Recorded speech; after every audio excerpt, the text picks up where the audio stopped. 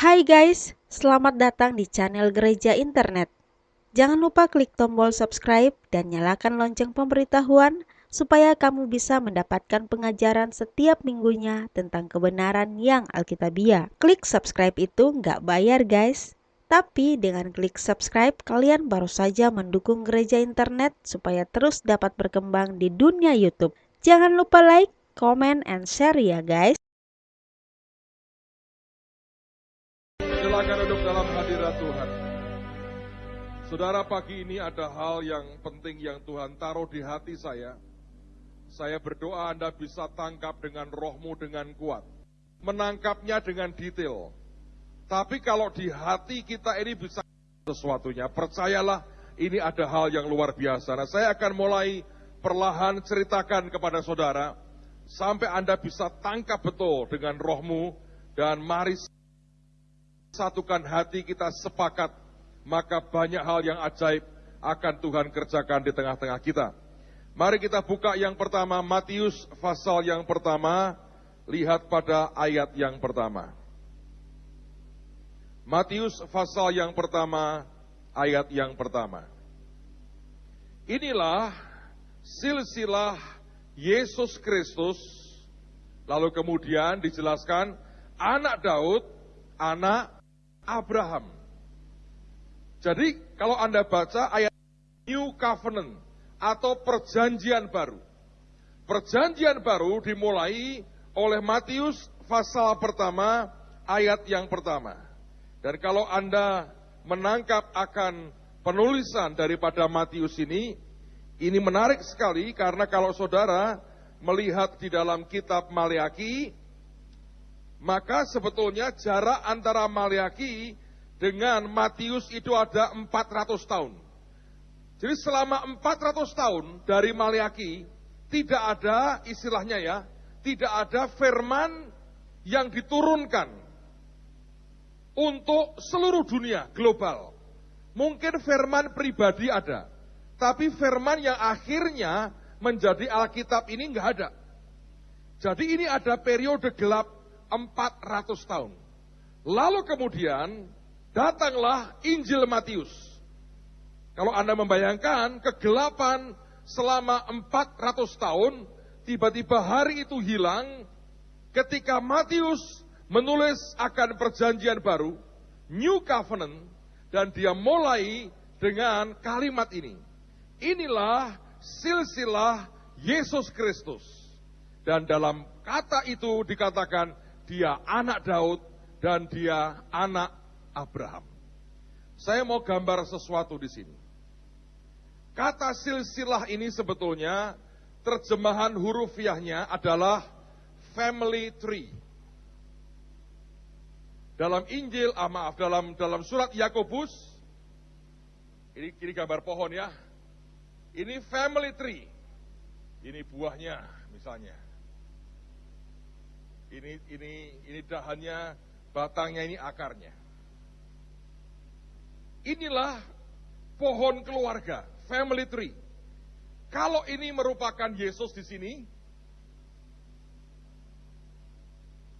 maka dapat digambarkan batangnya ini Raja Daud.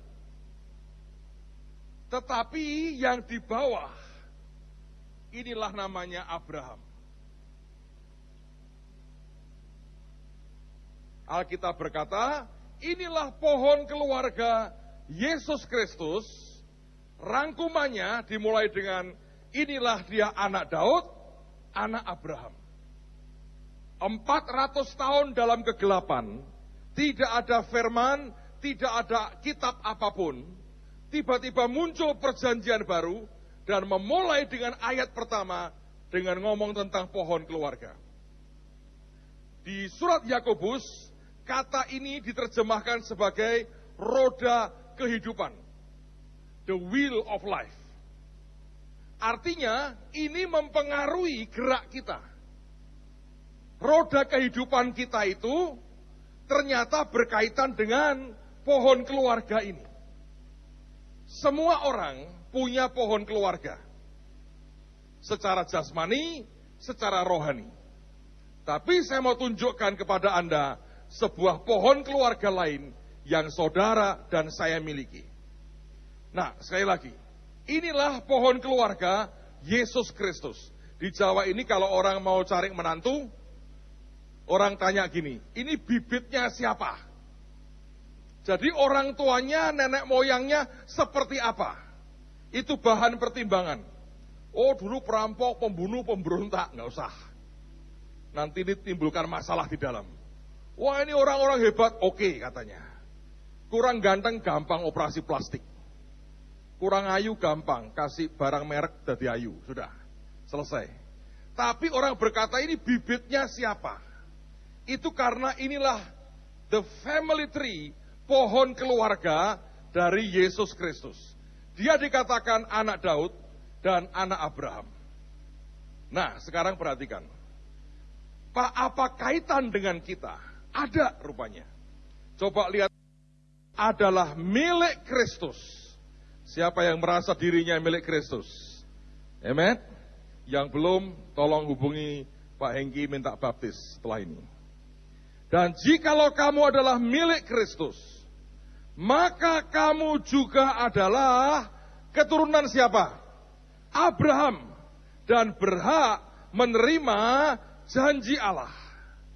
Nah, sekarang perhatikan. Jadi sebetulnya Roma pasal yang keempat, ayat yang ke-13. Roma 4:13. Sebab bukan karena hukum Taurat telah diberikan janji kepada Abraham dan keturunannya. Siapa yang merasa sekarang percaya Anda keturunan Abraham? Oke, ini janji buat kita. Bahwa ia akan memiliki dunia. Tetapi karena kebenaran berdasarkan iman. Nah, janjinya adalah kepada Abraham dan keturunannya bahwa dia akan memiliki dunia. Nah, kenyataannya, Abraham ini punya dua macam anak. Anak yang pertama adalah anak jasmani.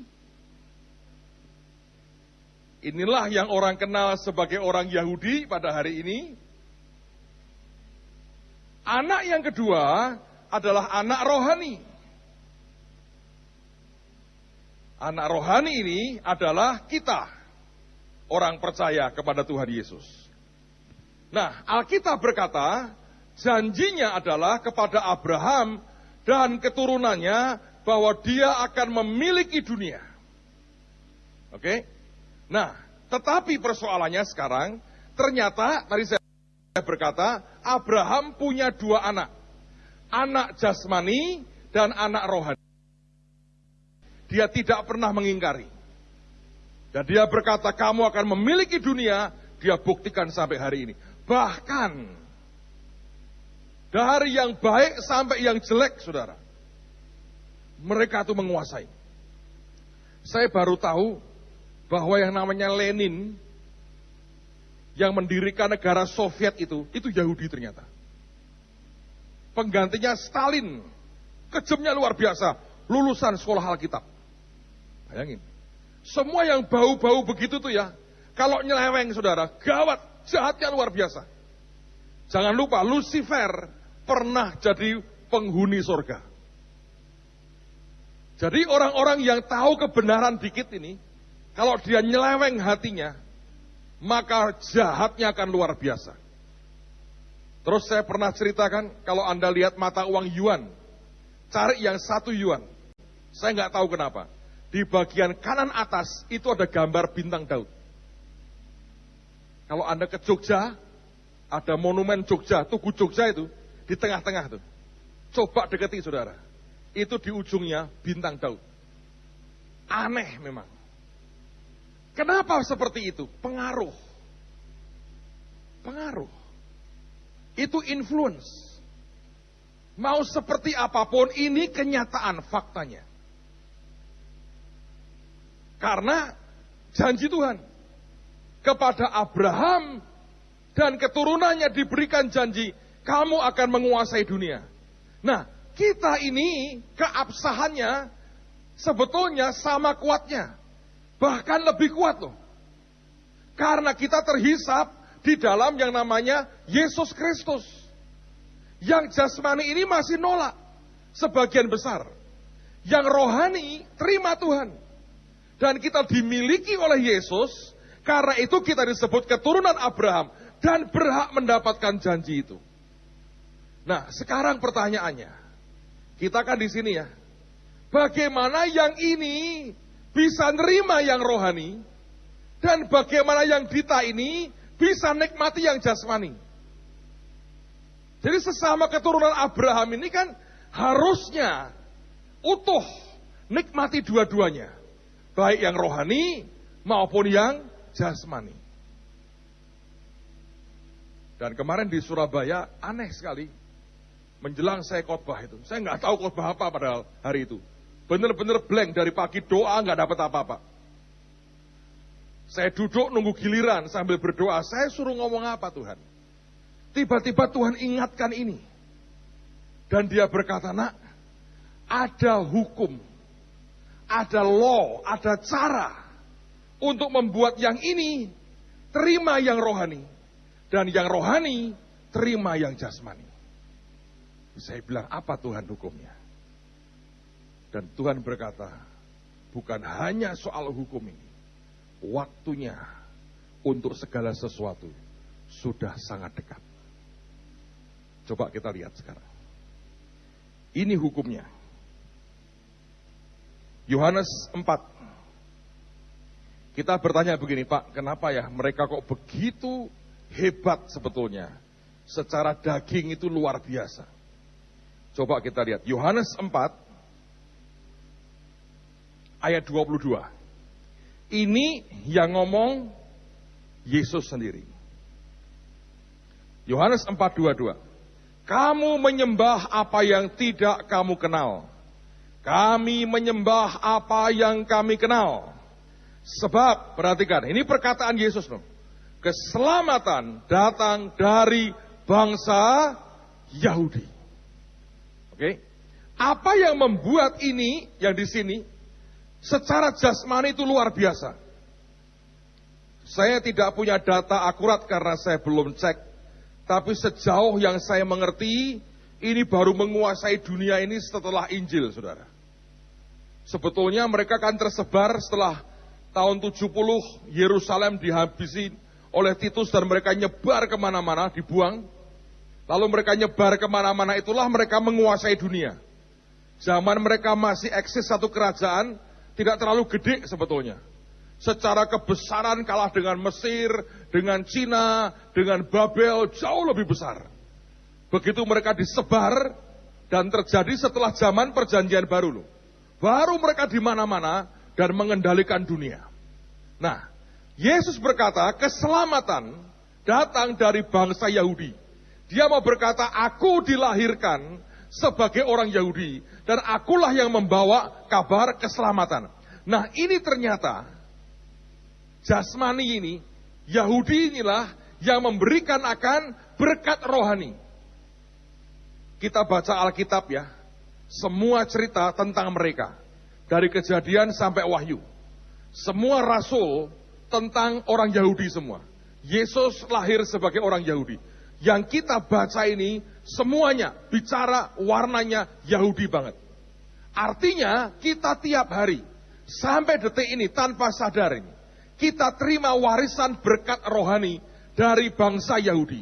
Alkitab kita ini kental banget.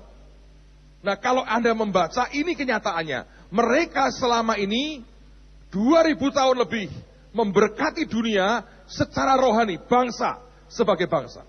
Sebagian dari mereka tidak percaya Alkitab, sebagian besar tidak percaya Tuhan Yesus atau belum. Tapi kenyataannya bahwa ada cukup banyak dari mereka yang pernah percaya, memberikan warna, dan Tuhan bicara kepadanya. Semua nabi perjanjian lama, sebagian besar, saya berkata, orang Yahudi. Anda bertemu dengan Yesaya, Yeremia, Yehezkiel, semuanya orang Yahudi. Nah, apa akibatnya? Ketika selama 2000 tahun, mereka memberkati secara rohani. Baca pernyataan Paulus ini. Roma pasal 15. surat Roma pasal yang ke-15.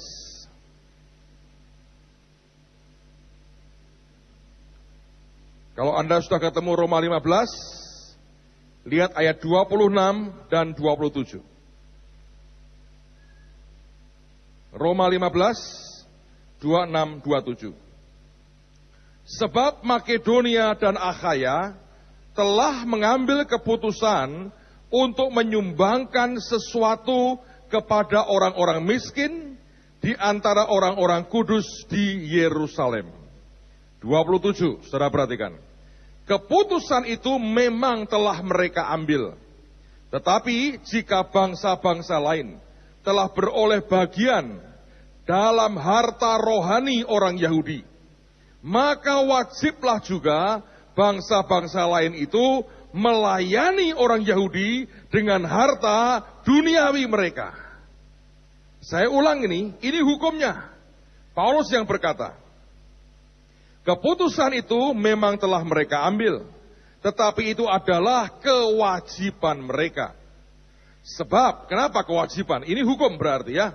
Jika bangsa-bangsa lain telah beroleh bagian dalam harta rohani orang Yahudi, termasuk kita kan, perjanjian lama, perjanjian baru warnanya Yahudi, ditulis orang-orang Yahudi, itu adalah bagian daripada harta rohani orang Yahudi, maka wajiblah juga bangsa-bangsa lain itu melayani orang Yahudi dengan harta duniawi mereka. Berarti terjadi sebuah exchange. Karena mereka ini melayani kita dengan bagian harta rohani, maka bangsa-bangsa lain itu melayani mereka dengan harta duniawi mereka. Itu yang membuat sebetulnya, mau tidak mau, suka tidak suka, mereka menguasai dunia. Jumlah mereka tidak banyak, tapi pengaruh harta rohani mereka yang diberikan ke dunia begitu luar biasa. Maka akibatnya kita yang termasuk dalam daging itu bangsa lain, kewajibannya adalah melayani mereka dengan harta duniawi. Makanya sekarang kalau Anda perhatikan, mereka ini diberkatinya luar biasa. Mereka kuasai dunia karena kekayaan mereka luar biasa. Bahkan saudara, kalau Anda mau perhatikan, di Al-Quran kan juga ada itu, namanya Zabur atau Mazmur. Itu kan juga memberkati mereka. Suka tidak suka itu. Kekayaan orang Yahudi itu masuk hampir ke semua bangsa. Kekristenan berkembang kemana-mana, mempengaruhi kebudayaan, dan semuanya itu adalah bagian dari harta rohani mereka.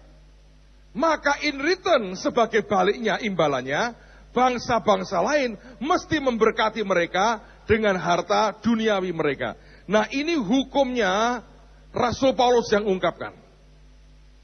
Coba, selama ini bukankah kita memberkati mereka? Saudara tur ke Israel misalnya. Itu kan memberkati seluruh dunia loh. Kalau Anda ke Israel ketemu orang seluruh dunia yang aneh-aneh. Mereka datang, mereka nginep di sana, makan di sana, sewa bus di sana, bayar tour leadernya, bayar service charge-nya, beli souvenir, bayar pajaknya. Berapa itu? Belum dagangnya. Ini baru orang ke Israel dari seluruh dunia aja.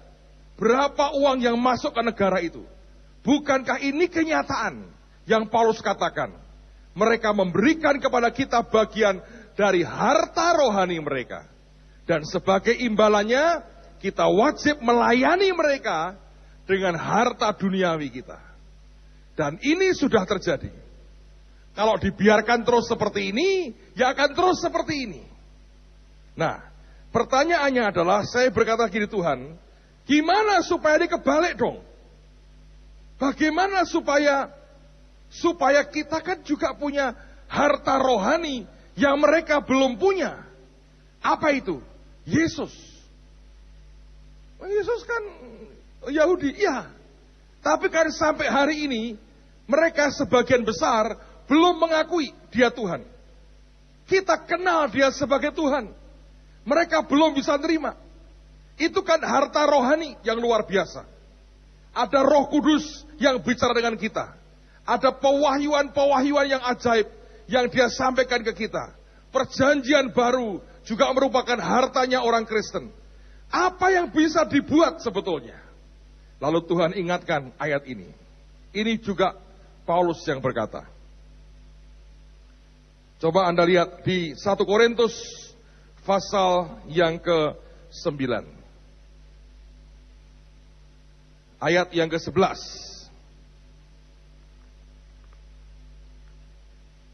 Harus begini caranya, saudara. 1 Korintus 9 ayat 11. Jadi jika kami telah menaburkan benih rohani bagi kamu, berlebih-lebihankah kalau kami menuai hasil duniawi daripada kamu? Dalam konteks ini memang dia bicara soal pelayanannya. Dia melayani mereka dan mereka memberikan persembahan, memberkati akan Rasul Paulus, dan dia berkata, that's the way it is, itulah caranya, itulah hukumnya.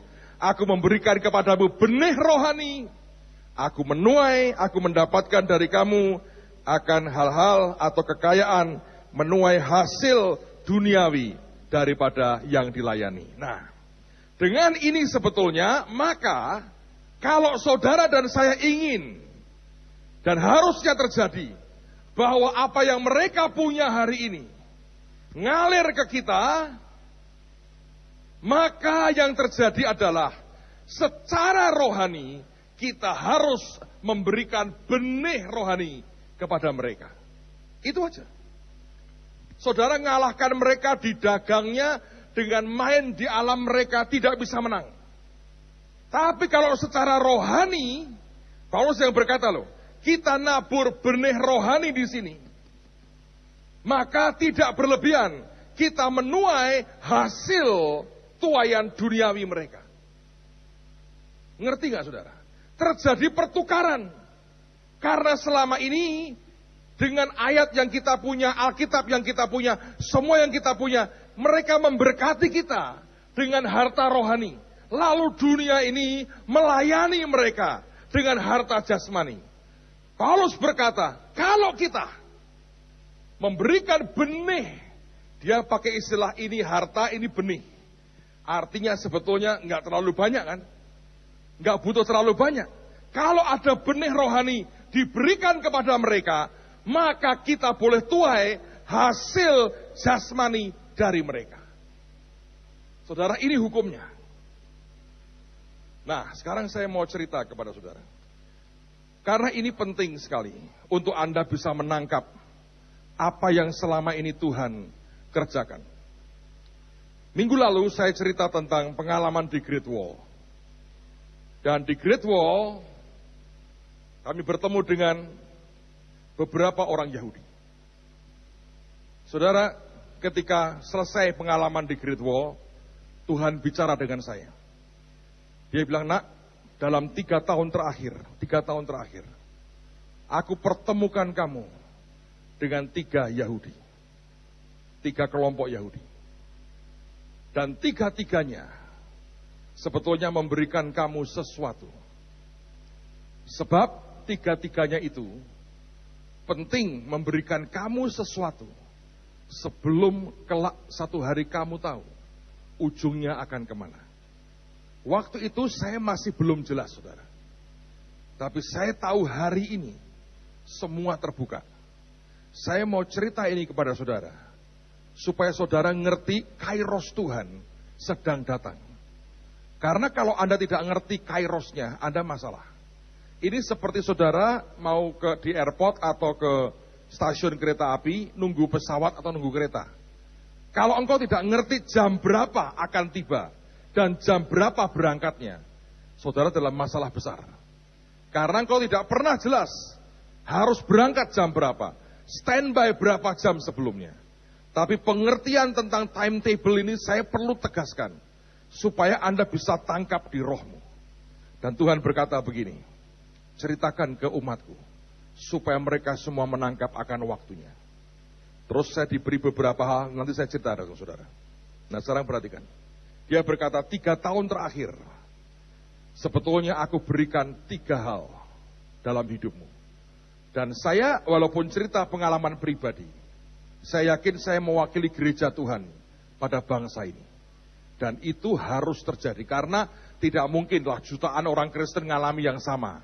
Selalu ada perwakilan-perwakilan yang Tuhan tunjuk. Tapi itu mewakili keseluruhan. Jadi kalau engkau bisa tangkap ini sebagai rema pribadimu, akan jadi dalam hidupmu, saudara. Pertama itu di 2009. Saya masih ingat saya lagi seminar di Surabaya.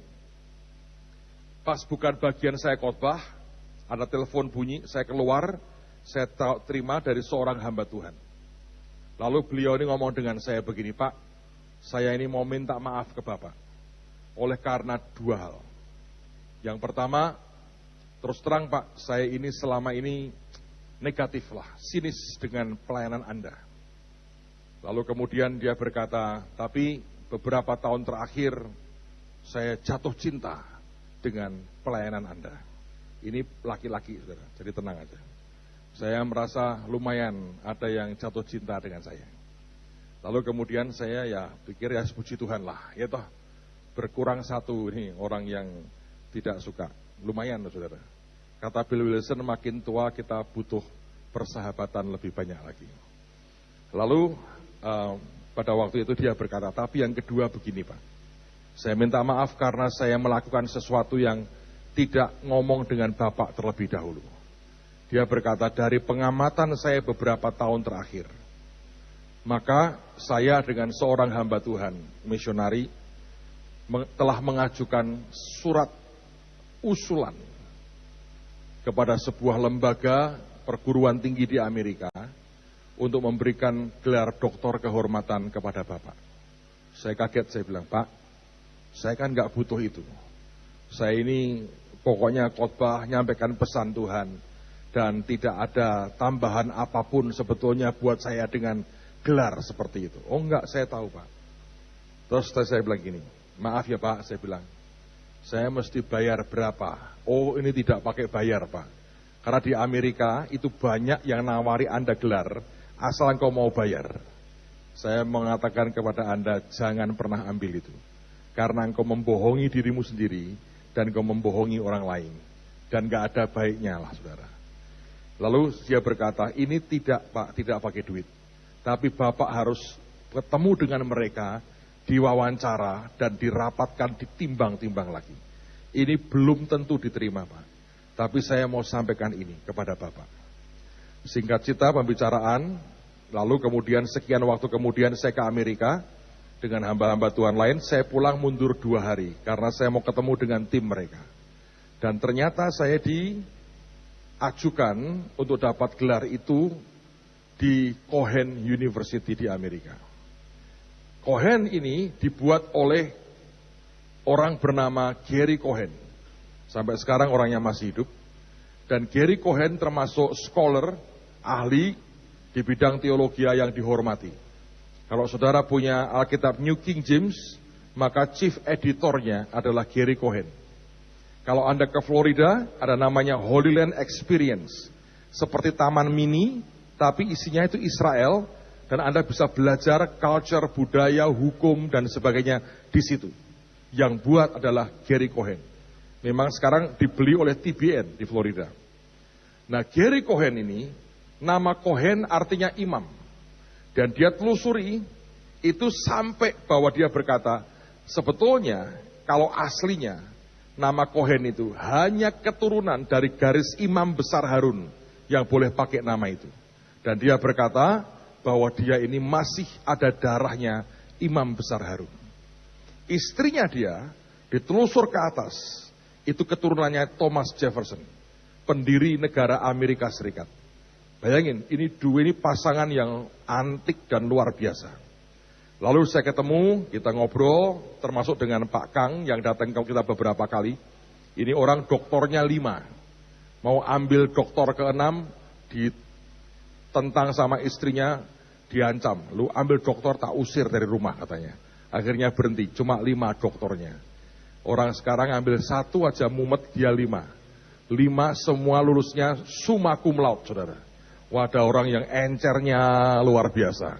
Ada yang kentalnya luar biasa. Ada yang membatunya luar biasa.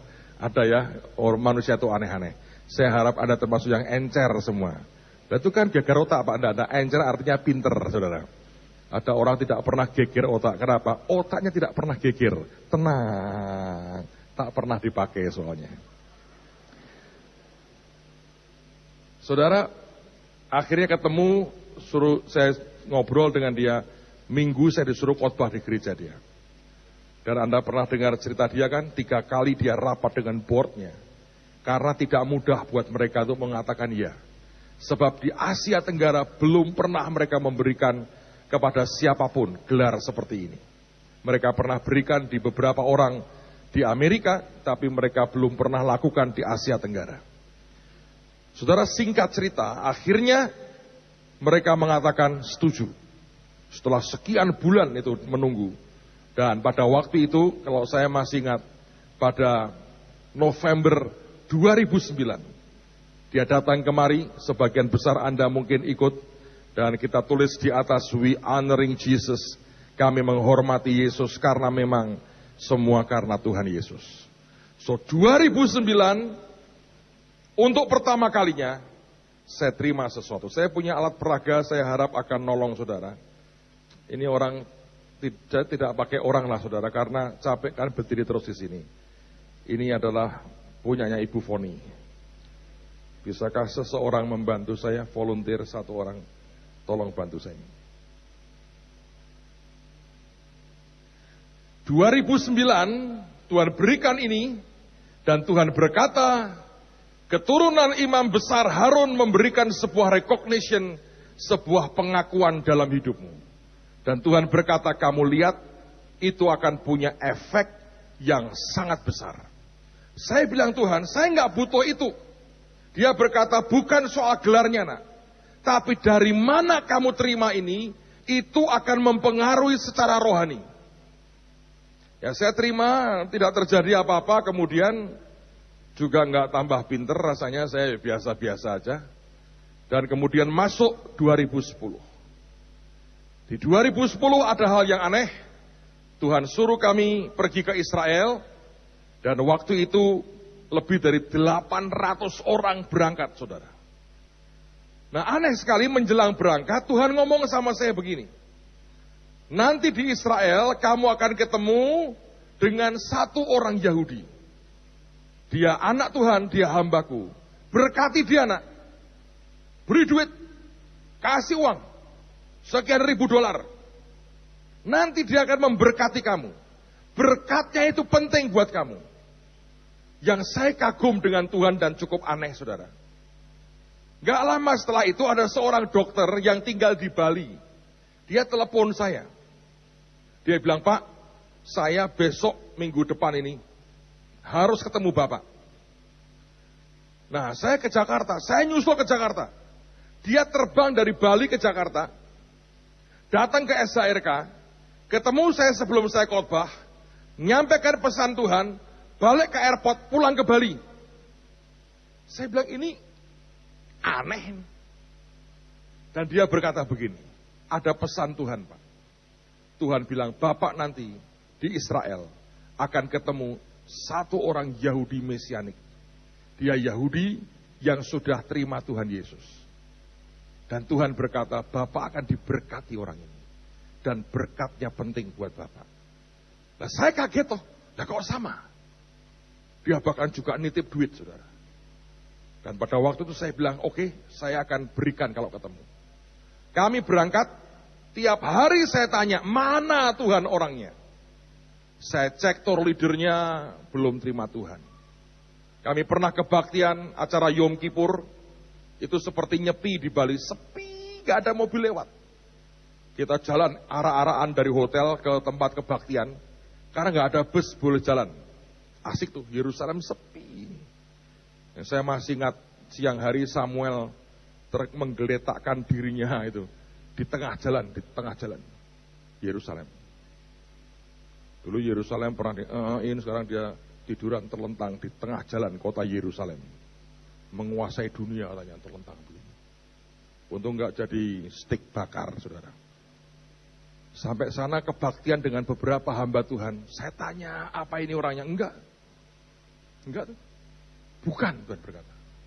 Saya tunggu sampai malam terakhir, tidak ketemu. Terus saya malam itu, anak-anak kan pergi, saya nyusul dengan taksi. Mereka pergi ke kompleks, Yance pasti ingat tuh, Ben Yehuda. Yance dapat jarahan katanya, saudara. Foto dengan banyak cewek Yahudi. Menurut saya hebatnya dia itu baik sekali kok. Itu dikirim ke istrinya. Dan kemudian sisa dari cerita itu hanya mereka berdua yang tahu. Nah, dia ini suami jujur, baik sekali itu. Dia foto, dia berkata kepada istrinya, aku dapat jarahan. Istrinya mungkin senang dikasih oleh-oleh apa. Terus foto suaminya dikitari belasan cewek Yahudi. Tapi dia orang jujur, jadi dia ceritakan itu. Yang lain hanya iri, saudara. Kenapa aku tidak katanya. Tapi hanya orang jujur yang dikaruniai seperti itu. Saya nyusul anak-anak ke sana, saya lihat mereka lagi gerombol, gabung sama orang-orang Korea.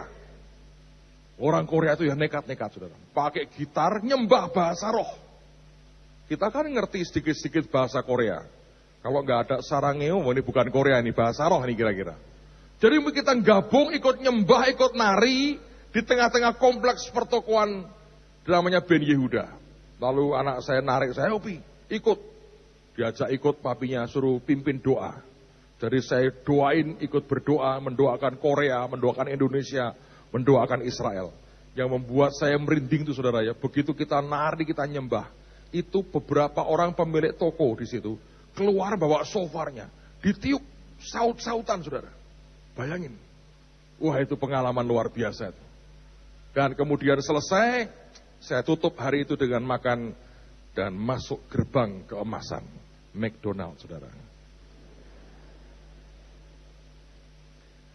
Pulang sampai rumah saya bilang, Tuhan, aku tidak ketemu. Tidak ada siapapun yang aku temui. Akhirnya besok paginya harus keluar dari hotel setelah makan pagi. Dan kami harus tinggalkan Israel kembali ke Indonesia. Nah, pagi-pagi setelah semua ngatur barang segala macam, telepon di kamar hotel berbunyi, ada teman yang bilang, Pak, masih ada nasi goreng terakhir, Pak. Apakah Bapak mau makan di restoran atau di kamar kami? Ini suami istri ngomong, ada nasi goreng terakhir. Wah, makan nasi goreng di Yerusalem itu nasi goreng paling kudus, saya berkata. Saya pilih nasi goreng saja. Saya pindah ke kamar dia, bau makanan mengerikan, saudara. Lalu kemudian duduk, mereka beri saya nasi goreng. Lagi duduk sambil makan nasi goreng Yerusalem, saudara. Rasanya seperti apa lupa saya sudah, saudara. Tapi kemudian mereka cerita begini, Pak, semalam kami mengalami yang ajaib loh, Pak. Ngalami apa?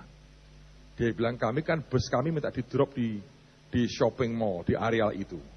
Saya baru jalan, ditinggal bus saya, Pak. Peserta sudah balik ke bus lagi, balik hotel, saya ditinggal. Ditinggal kami ya keluyuran lah. Nanti pulang naik taksi gampang. Dia pulang masuk keluar toko, dia lihat sebuah toko itu aneh.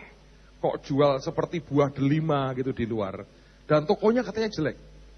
Kayak ada yang gerakkan masuk, saya masuk, Pak. Ngobrol lah kami dengan yang punya toko. Ternyata dia orang hebat, Pak. Dia cerita banyak soal Israel. Dan yang menarik, dia cerita dengan kami, Pak. Kata Hineni. Kalau Anda dengar Hineni, itu dari orang ini. Ini seorang profesor, doktornya 3. Ini termasuk golongan encer juga. Bukan kental, saudara. 2 di teologi, 1 doktor ekonomi. Dia ngajar di berbagai perguruan tinggi, namanya Yosef. Dan dia berkata bahwa dia ngajar Hineni itu artinya apa? Dia cerita begitu dalam. Dan dia berkata ternyata, Pak, itu dia punya kelompok Yahudi yang sudah terima Tuhan Yesus. Dia buat Bible study di rumah dia, kira-kira 50 orang, Pak. Dia juga punya toko souvenir. Dia cerita dia juga hamba Tuhan. Dia juga khotbah. Dia cerita begitu banyak, saya kaget. Ini persis dengan yang Tuhan ngomong. Lalu saya tanya, Tuhan, apakah ini orangnya? Dia berkata, ya nak, dia orangnya yang aku maksudkan. Terus kemudian Tuhan ngomong gini, itu yang aku mau. Saya ngomong gini, tolong bisa nggak kamu telepon dia, suruh ke hotel dong. Tapi nggak boleh lama-lama, karena sejam lagi kita harus berangkat busnya.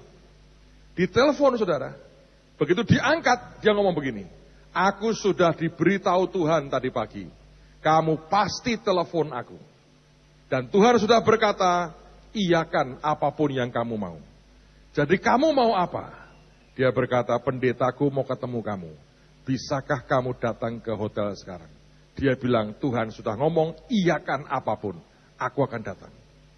Dia naik mobil sendirian, dia ngebut saudara, 30 menit sampai di lobi. Saya balik kamar, ambil duit yang Tuhan sudah ngomong.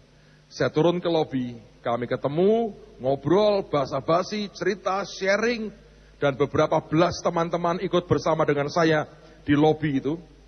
Lalu kemudian saya berkata, aku disuruh Tuhan dari sejak di Indonesia untuk memberikan berkat ini kepadamu. Dia kaget terima berkat itu.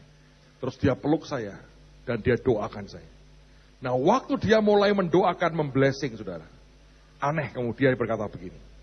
Dia bilang, Pastor, di dalam darahku ini ada darah Abraham, Ishak dan Yakub. Karena aku ini Yahudi secara daging. Di dalam darahmu mungkin tidak ada. Tapi dalam darahku ada darah Abraham, Ishak dan Yakub. Dan dia berkata, tapi Tuhan berkata, mulai hari ini kamu sama dengan aku. Kita sama. Dan itu mengagetkan saya. Itu sebuah acceptance, penerimaan yang ajaib sekali. Dan kemudian kami berdoa bersama-sama. Selesai dia ucapan itu, Tuhan ngomong, dan kamu terima blessing yang kedua. Saudara, 2010, saya terima itu. Saya pulang, saya bawa talit yang dia buat. Ini talit spesial sekali, harganya mahal, dan ungunya dari kulit kerang. Itu dibuat, dia pintal sendiri. Ini talit mahal. Dan Tuhan berkata, itu blessing buat hidupmu. Dan orang Indonesia itu hebat saudara. Begitu lihat, saya memberkati, terus saya diberkati. Mereka ambil duit mereka, keluarkan duitnya, datang rame-rame, ngasih berkat ke dia, dan berlutut, bless me katanya. Jadi ini belas orang ikut saudara, nah yang lain kan nunggu di bus. Yang selesai diberkati, masuk bus cerita. Orang Indonesia kan senang pamer toh. Oh aku diberkati sama orang Yahudi begini. Tadi Pak Petrus juga. Bus-bus itu turun semua. Ambilin duit, ngantri saudara, bayangin. Sampai tour guide-nya bingung, loh ini siapa? Ya ini kan orangmu sendiri. Loh ini siapa, ini kok pada ngantri begini? Biarin, saya bilang. Kan terakhir mau pulang, ya gak apa-apa. Jadi itu semua turun, ngantri saudara. Dan saya merasa aneh, saya bilang, Tuhan, apa yang akan terjadi kemudian? Dan Tuhan diam. Tapi yang paling aneh, 2 minggu lalu di Cina. Saya belajar hidup kita itu diatur Tuhan sempurna. Hari itu kami selesai kebaktian di Beijing yang menegangkan saudara. Selesai ibadah, hamba-hamba Tuhan dibagi dalam bus masing-masing karena kita tiap hari di rolling, puter begitu. Saya ini dapat jatah busnya Pak Hasto kalau tidak salah. Bus 12. Lalu kemudian Pak Petrus Hadi itu bus 1. Pak Petrus Hadi ngomong gini, aku ini mau ke Great Wall. Nah B1 kemana? Nggak jelas kalau B1. Karena isinya itu anak-anak Mahanaim, pendoa-pendoanya. Lah ini bergeraknya tergantung Tuhan nyuruh kemana. Nggak ada ritme yang jelas. Yang bus lain teratur, yang ini tok. Berangkat duluan dan mereka buka jalan. Nah Pak Hadi nggak mau. Dia bilang gini, aku nggak mau, aku mau yang pasti ke Great Wall. Akhirnya dirubah. Ujungnya saya digeser, masukkan bis 1. Dan singkat cerita itu bis yang ajaib dan haleluya. Sampai tour leadernya ngamuk, tapi karena tour leadernya itu komunis berat, saudara. Sombongnya luar biasa. Kalau cerita Cina itu sempurna, surga pun kalah. Oh, tidak ada yang nipu di sini, dia sendiri nipu padahal. Taunya dari mana? Kami sampai ke Birdnest, Stadion Olimpiade itu kan harus bayar tiket kalau mau lihat situ. Dia ngomong gini, kita nggak bisa masuk, kita lewat kereta api. Padahal dia mau kantongin sendiri duit tiketnya. Belakangan pada nyindir anak-anak. Iya ya, di Cina nggak ada yang nipu, nggak ada yang nipu. Dia yang nipu itu. Nah, ini orang kadang-kadang itu terlalu mengerikan lah, nggak wajar. Singkat cerita, karena nggak ke Birdnest, kami cepatkan bergeraknya, langsung ke Great Wall. Nah, di Great Wall saya ngomong gini, aku sudah beberapa kali kok, aku nggak mau naik, panas lagi capek, aku tunggu di bawah, kalian naiklah. Mereka naik nih rombongan. Saya ditemani satu orang sudah duduk di bawah ngobrol, nggak ngapa-ngapain sih, sharing. Gak lama satu dari mereka tuh pulang. Terus cerita sama saya, Pak, luar biasa Pak, kami ketemu orang Yahudi. Saya bilang, ya enggak mungkin toh ya. Saya bilang, ini tembok besar Cina, bukan tembok ratapan. Kalau Yahudi di tembok ratapan, bukan di Great Wall. Iya Pak, tapi ini ketemu orang Yahudi. Kok bisa? Terus dia cerita, kan kita buat tarian Pak. Itu aneh loh Cina. Cina kalau saya pikir hari ini, cobalah kalau Anda mau nekat buat tur yang seperti yang kita buat. Kalau ditangkap, tanggung jawab sendiri. Kita buat yang aneh-aneh. Gak ada polisi, gak ada tentara yang datangin kita loh. Aneh itu. Nah itu buat tarian, saudara. Buat tarian, termasuk tarian menggelar karpet merah, mereka nari, mereka nyanyi nyembah Tuhan. Karena mereka membuat atraksi begitu, banyak orang kan berkerumun. Nonton ini siapa sih? Nah satu di antaranya pakai batik ini saudara. Batiknya Buffon ini memang sakti. Jadi ini orang baca ini tulisan ini. Dia baca gini, Hineni. Loh, matamu sipit kok Hineni? Ini bahasaku. Ini tulisanku, tulisan Ibrani. Iya katanya. Loh kamu kok tulis itu? Kamu orang Israel bukan? Dari mana? Indonesia. Bingung. Indonesia kok ada Hineni? Kamu ngerti gak artinya? Ngerti. Mereka cerita sedikit, kaget. Terus ditanya, nah kamu dari mana? Loh kami ini dari daerah Galil. Kami ini orang Israel. Turis ke sini. Begitu dengar ini orang Israel, saudara, anak-anak itu luar biasa. Duitnya dikeluarin lagi. Mereka kan punya apa itu jam profetis, kalau dikeluarkan semua sampai jepit rambutnya dikasihkan, saudara. Jadi ini ibu satu ini terima begitu banyak barang, ada duit, ada barang, ada jepit rambut, segala macam. Bingung, dia nggak mau, loh, kenapa? Dia bilang kami ingin memberkati kamu. Wah kaget, saudara. Sedang termangu-mangu begitu, ini mulai yang luar biasa. Dan saya yakin ini polanya. Mereka berkata, boleh nggak aku mendoakan kamu? Lah duit di tangan, barang begitu banyak, shock. Nggak ada pilihan lain, iya kan? Mengiyakan. Didoakan nangis, saudara. Saya yakin roh Tuhan jamah. Nangis dipeluk. Tambah kencang nangisnya. Dan semua terharu, itu 7 orang Yahudi. Selesai mereka berkata gini, mau nggak kita gandeng tangan? Kita berkati Cina supaya kenal dengan Tuhan yang hidup. Mau katanya. Padahal mereka belum percaya Tuhan Yesus. Jadi ini anak-anak gandeng tangan sama orang-orang Yahudi. Berdoa, minta ke Tuhan supaya memberkati Cina dan Cina kenal dengan Tuhan. Saudara, selesai itu teman ini laporan ke saya. Lalu mereka turun. Pas lagi cerita, saya lihat mereka turun, gerombol dekat bus kami. Saya bilang, aku mau ke sana, mau kenalan, mau say hello kepada mereka. Jadi saya datangi mereka. Kenalan, ngobrol, suaminya ibu ini datang ke saya. Dia bilang, ini kok aneh, dia bilang. Kamu ngerti enggak arti kata Hineni? Tahu? Saya jelaskan, saudara. Dia kaget, terpesona. Dalam bahasa saya ngomong gini, lah profesormu yang jelaskan ke saya, pasti hebat toh. Bukan saya sendiri. Yang ceritakan si Yosef, saudara. Tinggal tak tiru, ini artinya begini. Wah, dia kaget sekali. Itu memang betul. Pengertiannya sangat dalam. Senang ngobrol, cerita-cerita. Tiba-tiba dari 7 orang ini, yang paling tua keluar dari kelompok itu, nggak tahu kemana ngambil apa, pokoknya dia genggam sesuatu di tangannya, tapi di jarinya, 2 jarinya, jepit duit. Dan ini duit, saudara, disodorkan ke saya begini. Saudara harus sangat terlatih ketika kairos datang. Begitu duit datang begini, tidak usah sungkan, dengan cepat. Saya nggak terimanya begini, saya sambar begini, saudara. Masuk, saya bilang, amin, jadi, saya bilang, lu kasih gue duit, 1 hari akan terjadi, kekayaan turun, dan kita pakai membiayai kegerakan seluruh dunia.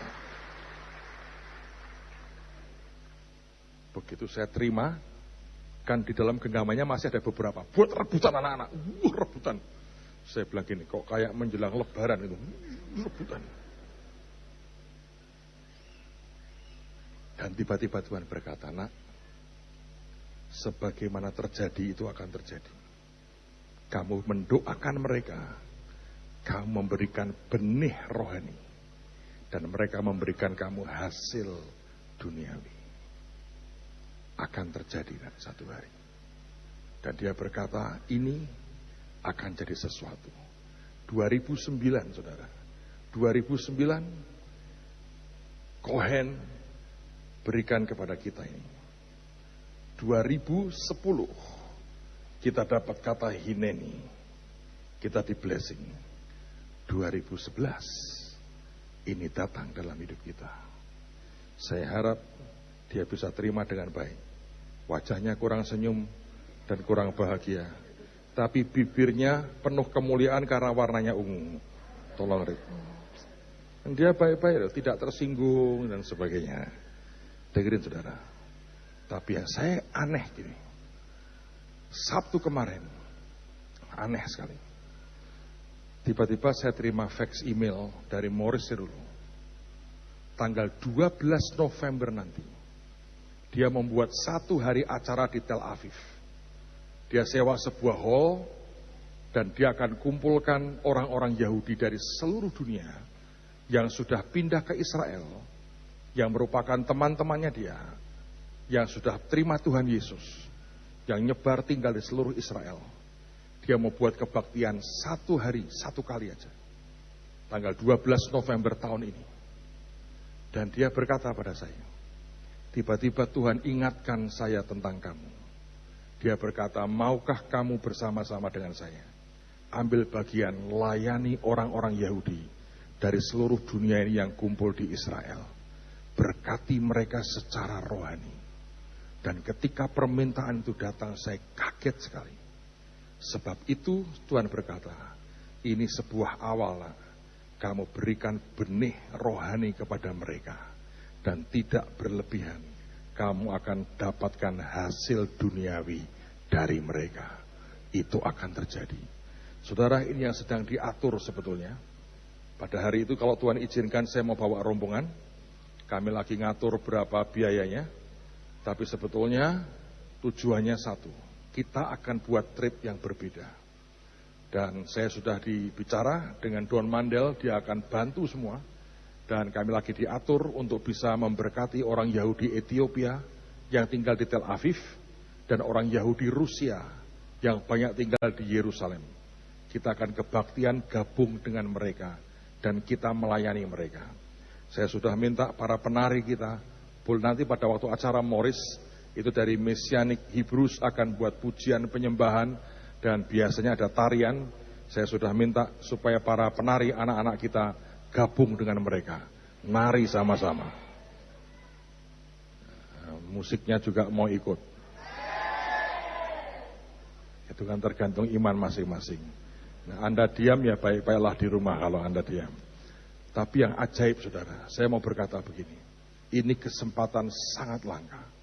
Kalau saya renungkan, Morris bisa punya ratusan, ribuan teman pendeta di seluruh dunia.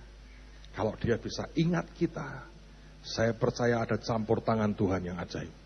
Dan saya mau percaya ini merupakan pembukaan awal.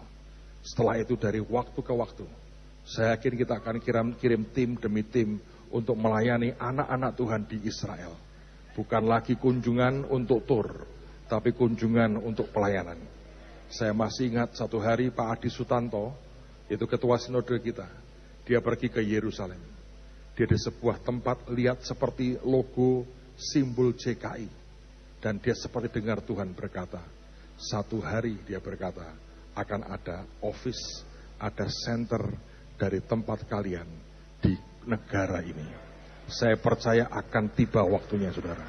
Kita akan memberkati mereka dengan benih rohani. Dan efeknya hasil duniawi akan kemudian dialirkan. Maka dua-dua anak Abraham ini akan terima utuh. Jasmani dan rohani akan diterima utuh oleh dua-duanya. Dan di situ penggenapan dari segala sesuatunya akan terjadi. Nah, sekarang dengarkan saya. Saudara, ini yang Tuhan katakan berkali-kali, sudah sangat dekat nak waktunya.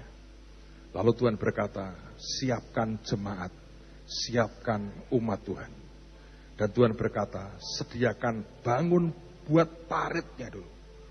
Diingatkan saya tentang cerita 3 raja yang mau berperang, dan mereka kehabisan air, saudara. Dan mereka berkata, kita mati nih, tidak ada air. Mereka panggil Elisa. Elisa pakai kecapi, dikuasai roh Tuhan, dan Tuhan berkata, bangun parit, nanti aku akan kirim airnya. Saudara, saya mau sampaikan buat semua saudara, bangun parit. Karena nanti kalau air itu datang, Anda tidak punya parit untuk nampung, engkau tidak akan mendapatkan apa-apa. Cuman lewat. Air yang tidak tersalur dengan baik, hanya akan lewat dan kemudian hilang. Tapi kalau paritnya saudara bangun, maka itu akan disalurkan dengan sangat luar biasa.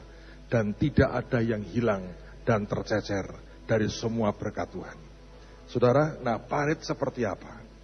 Saya mau tunjukkan sebuah gambar. Ada satu anak Tuhan yang ketika di Bandung ketemu saya, dia berikan gambar ini.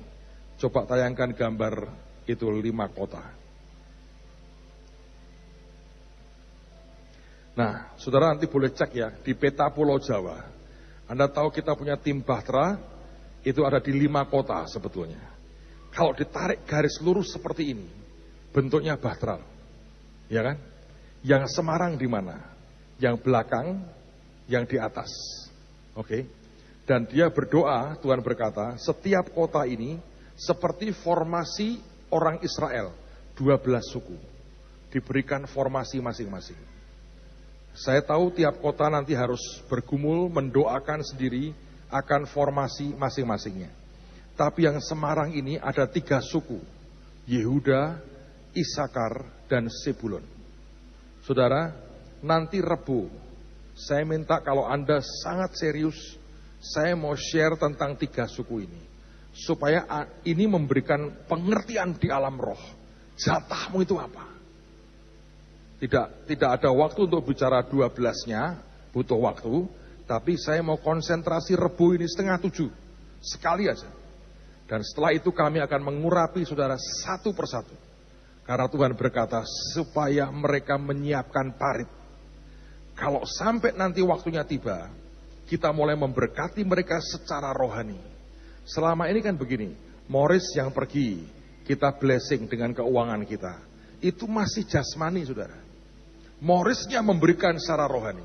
Tapi kalau kita sendiri yang melakukannya, kita kuatkan, kita doakan mereka. Menurut saya perubahan besar akan terjadi. Dan saya sudah minta loh, nanti begitu kita memberkati mereka secara rohani, saya juga minta mereka doain kita, blessing kita. Dan saudara bisa bayangkan mewakili Yahudi seluruh dunia. Mereka berikan ucapan berkatnya buat kita. Saya mau berkata apa saudara, saya tahu tidak semua bisa berangkat. Saya tahu, kalaupun mau berangkat semua pesawatnya juga nggak ada. Tapi saya berkata kalau Anda tangkap ini di spirit, hari itu Anda tangkap dengan roh, itu tetap akan terjadi. Karena kita ini satu kesatuan, bukan individu. Kalau hanya yang berangkat yang dapat, tidak ada keadilan Tuhan. Tapi hukumnya berkata yang berangkat dan yang jaga, haknya sama. Saya mau Anda tangkap di roh ini. Karena kalau ini Anda bisa tangkap dengan kuat. 2 anak Abraham ini akan terima utuh. Jasmani rohani rohani dan jasmani. Dan saya percaya ini kairos Tuhan sedang datang dalam kehidupan kita. So sekali lagi, Rabu 6:30. Sekali aja, saya mau share tentang 3 suku ini. Dan kemudian kami akan mendoakan saudara, ngurapi Anda satu persatu. Supaya Tuhan buka pengertian, saluran seperti apa yang harus dibangun. Ketika itu semua datang dengan cepat akan terjadi. Dengerin saudara ya. Untuk Tuhan mengubah nasib kita, perubahan selalu seketika. Prosesnya yang agak lama. Tapi kalau sudah tiba waktunya, cepatnya luar biasa. Yusuf, malam itu dia masih tidur di penjara. Malam berikutnya, langsung tidur di istana. Iya kan? Malam sebelumnya masih pakai borgol tangannya. Paginya cincin otoritas di tangannya. Sekejap. Memang prosesnya panjang. Tapi kalau sudah kairos Tuhan turun, sekejap. Di loteng Yerusalem Alkitab berkata tiba-tiba. Ketika Roh Kudus turun, tiba-tiba. Itu mujizat. Dan saya percaya kita harusnya akan nikmati dua-duanya. Saya mau berdoa, jangan pernah engkau bimbang dan meragukan apa yang Tuhan kerjakan. Tiap hari expect a miracle, harapkan mujizat. Tiap kali engkau bangun pagi, engkau bisa berkata, Tuhan hari ini engkau ciptakan buat aku. Aku mau percaya ada mujizat Tuhan yang ajaib dalam hidupku. Mari tiap hari perkatakan, ini kairos Tuhan buat kehidupan kita. Saya berdoa, Anda tangkap dengan iman. Kalau ini sampai ke hatimu saudara, sesuatu yang ajaib akan terjadi. Amen. Yang percaya mari berdiri sama-sama. Katakan haleluya.